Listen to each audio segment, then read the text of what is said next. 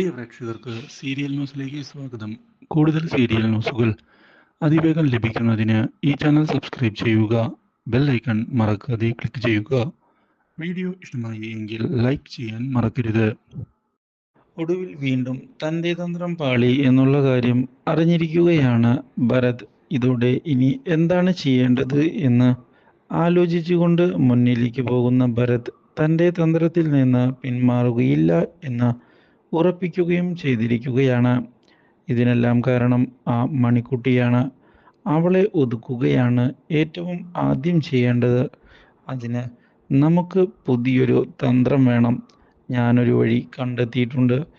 നമ്മളുടെ തിരിച്ചടിയിൽ അവൾക്കിനി തിരിച്ചുവരവില്ലാത്ത രീതിയിൽ തന്നെ മുന്നോട്ട് പോകേണ്ടതായി വരും എന്നുള്ള കാര്യം അറിയിച്ചിരിക്കുകയാണ്. എന്നാൽ ഇതേ സമയം കൃഷ്ണയെ ഞെട്ടിച്ചുകൊണ്ടുള്ള പുതിയൊരു വഴിത്തിരിവ് വന്ന് സംഭവിച്ചിരിക്കുകയാണ്.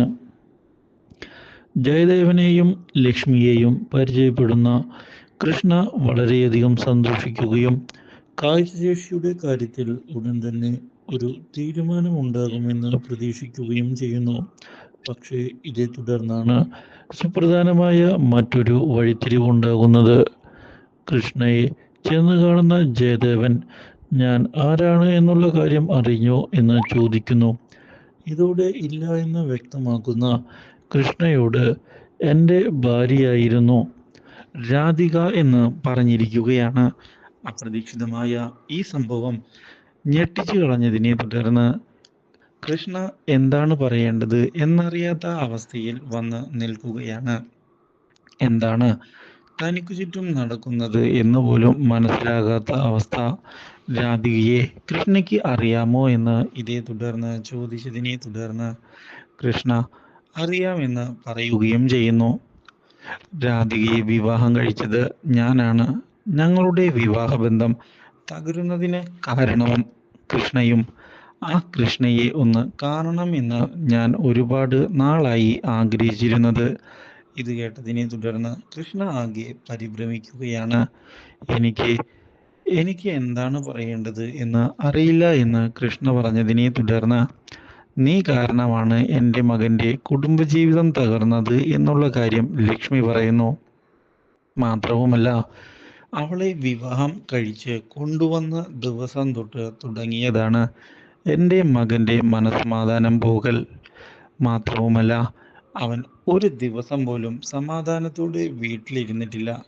സ്വത്തും പണവും ഉണ്ട് എന്ന് പറഞ്ഞിട്ട് എന്താണ് കാര്യം? മനസ്സമാധാനം എന്നൊരു കാര്യം വളരെ ഇമ്പോർട്ടൻ്റ് ആണ്. അത് കിട്ടണ്ടേ? അത് എൻ്റെ മകന് ഒട്ടും തന്നെ ലഭിക്കുന്നുമില്ല. ഇനി എന്താണ് ചെയ്യേണ്ടത് എന്നുള്ള ചോദ്യം മാത്രമാണ് അവൻ്റെ മുന്നിൽ ബാക്കിയാവാറുള്ളത്. എപ്പോഴും മദ്യം കഴിച്ചുകൊണ്ട് നടക്കുന്നു. മദ്യത്തിന് അടിമയായ അവൻ ജീവിതം തന്നെ വെറുത്തു പോയിരിക്കുകയാണ്. ആ നിമിഷത്തിലാണ് മണിക്കുട്ടി അവൻ്റെ ജീവിതത്തിലേക്ക് കടന്നു വന്നത്. ഇപ്പോഴാണ് ഞങ്ങൾക്ക് മറ്റൊരു കാര്യം അറിയാൻ ഇടയായത്.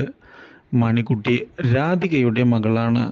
ഒരു വിധത്തിൽ പറഞ്ഞാൽ അവളുടെ അച്ഛൻ മറ്റാരുമല്ല എൻ്റെ മകൻ തന്നെയാണ് എന്ന് ലക്ഷ്മിയമ്മ പറഞ്ഞതിനെ തുടർന്ന് കൃഷ്ണ എനിക്ക് ഈ കാര്യത്തെപ്പറ്റി ഒന്നും അറിയുമായിരുന്നില്ല.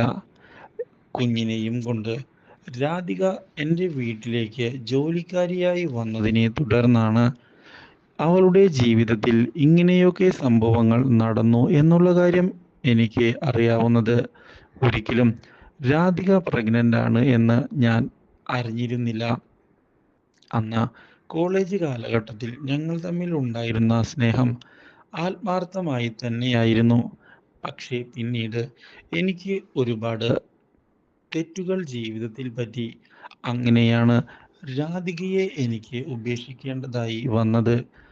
അവളുമായി പിരിഞ്ഞതിന് ശേഷം എനിക്ക് യാതൊരു ബന്ധവും ഉണ്ടായിരുന്നില്ല അവളുമായി എന്നുള്ള കാര്യം സത്യം തന്നെയാണ് എന്ന് പറയുകയും ചെയ്തതിനെ തുടർന്ന് കാര്യങ്ങൾ നിങ്ങൾ വിചാരിക്കുന്നത് പോലെ അല്ല എന്ന് വ്യക്തമാക്കുകയാണ് ലക്ഷ്മി. എൻ്റെ മകനെ നഷ്ടപ്പെട്ട ജീവിതത്തിന് ഉത്തരവാദി നീ തന്നെയാണ്. അവൻ ജീവിതത്തിലാകെ തകർന്നു പോയിരിക്കുന്നു. അതിന് കാരണക്കാരനായ നിന്നെ ഞങ്ങൾ വെറുതെ വിടുകയില്ല എന്ന് ആദ്യം കരുതിയതാണ്. പക്ഷേ ഇതേ തുടർന്നാണ് മണിക്കുട്ടിയുടെ കാര്യം അറിയാൻ ഇടയായത്.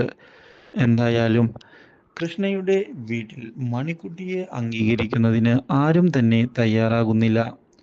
അതുകൊണ്ട് കൃഷ്ണ മണിക്കുട്ടിയെ ഞങ്ങൾക്ക് വിട്ടുതരാൻ തയ്യാറാകണം. അവളെ ഞങ്ങൾ പൊന്നുപോലെ നോക്കിക്കൊള്ളാം. ഇത് കേൾക്കുന്ന കൃഷ്ണ ആകെ ഞെട്ടിപ്പോവുകയും അതിന് സാധ്യമല്ല എന്ന് പറയുകയും ചെയ്യുന്നു. മണിക്കുട്ടിയെ എൻ്റെ കയ്യിൽ ഏൽപ്പിച്ചാണ് രാധിക പോയത്. രാധികയുടെയും എൻ്റെയും മകളാണ് അവൾ.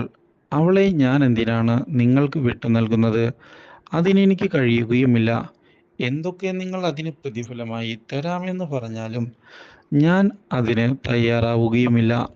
മണിക്കുട്ടി എൻ്റെ കൂടെ തന്നെയാണ് ജീവിക്കാൻ പോകുന്നത് എന്നുള്ള കാര്യം പറഞ്ഞതിനെ തുടർന്ന്, ആഹാ, അങ്ങനെയാണോ കാര്യങ്ങൾ? അതെങ്ങനെ ശരിയാകും? യഥാർത്ഥത്തിൽ രാധിക പിരിഞ്ഞിട്ടില്ല. വിവാഹബന്ധം എൻ്റെ മകനുമായി. അതുകൊണ്ട് തന്നെ ഒരർത്ഥത്തിൽ നോക്കിയാൽ അവളുടെ കുഞ്ഞെന്ന് പറയുന്നത് എൻ്റെ മകൻ്റെ കുഞ്ഞാണ്. അപ്പോൾ ഞങ്ങൾക്ക് അവകാശമുണ്ട് ആ കുഞ്ഞിൽ. ആ കുഞ്ഞിനെ ഞങ്ങൾ കൊണ്ടുപോവുക തന്നെ ചെയ്യുമെന്നും അതിനു വേണ്ടി നിയമ നടപടിക്കും ഞങ്ങൾ മുതിരും എന്നുള്ള കാര്യം പറയുകയും ചെയ്തത് കൃഷ്ണയെ ഞെട്ടിച്ചു കളഞ്ഞിരിക്കുകയാണ്. ഇതേ തുടർന്നാണ് കൃഷ്ണ മണിക്കുട്ടിയെ ചെന്ന് കാണുന്നത്. മണിക്കുട്ടിയോട് ജയദേവനെ അറിയുമോ എന്ന് ചോദിച്ചതിനെ തുടർന്ന് ഇല്ല എന്ന് വ്യക്തമാക്കുകയാണ്. മണിക്കുട്ടി, ആ അങ്കിളിനെ ഞാനന്ന് രക്ഷിച്ചിരുന്നു. അല്ലാതെ മറ്റൊരു കാര്യവും എനിക്ക് അറിയത്തില്ല. ഈ കാര്യം പറഞ്ഞതിനെ തുടർന്ന് അത് രാധികയുടെ ഭർത്താവാണ് എന്നുള്ള കാര്യം വ്യക്തമാക്കുകയാണ്. ഒടുവിൽ കൃഷ്ണ രാധികയുടെ കഴുത്തിൽ അയാൾ താലി കെട്ടിയിട്ടുണ്ട്. ഒരു വിധത്തിൽ പറയുകയാണ് എങ്കിൽ നിന്റെ അച്ഛൻ. ഈ കാര്യം കേട്ട് മണിക്കുട്ടിയാകെ പകച്ച് നിന്നു പോകുന്നു. Do like, share and subscribe.